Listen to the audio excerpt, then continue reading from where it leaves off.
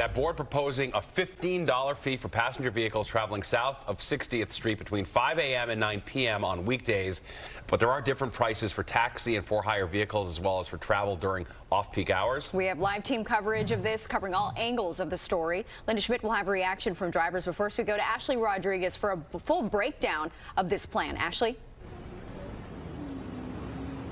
Well, as you know, the board has spent months trying to come up with a way to discourage drivers from clogging up the streets of Manhattan. They want to charge drivers. They want to make driving unattractive, but they don't want to charge too much. Well, today they announced that they have come up with a plan that met their goal. Take a look.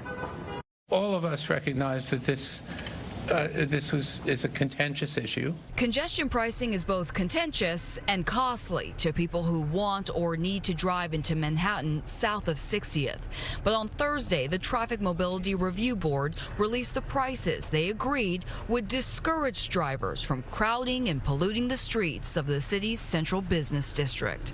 Passenger vehicles would be charged $15, trucks between $24 and $36 depending on size, and motorcycles $7.50. The toll would only be charged once a day between 5 a.m. and 9 p.m. on weekdays and 9 a.m. and 9 p.m. on weekends, and fees fall by 75% during off-peak hours. And Governor Hochul wants to remind you it could have been worse. Original plans were every time you go in and out, you could end up having to pay upwards of $23.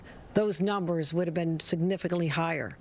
The numbers came down. It's only one trip a day.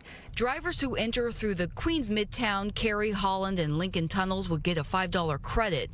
Trucks would receive a credit between $12 and $20 depending on size, and motorcycles could get a credit of $2.50. Drivers would not receive tunnel credits during off-peak hours, and there would be no credits for those who cross into Manhattan via the George Washington Bridge. If you're hailing a taxi, you'll have to pay more too. Taxis would add $1.25 per fare.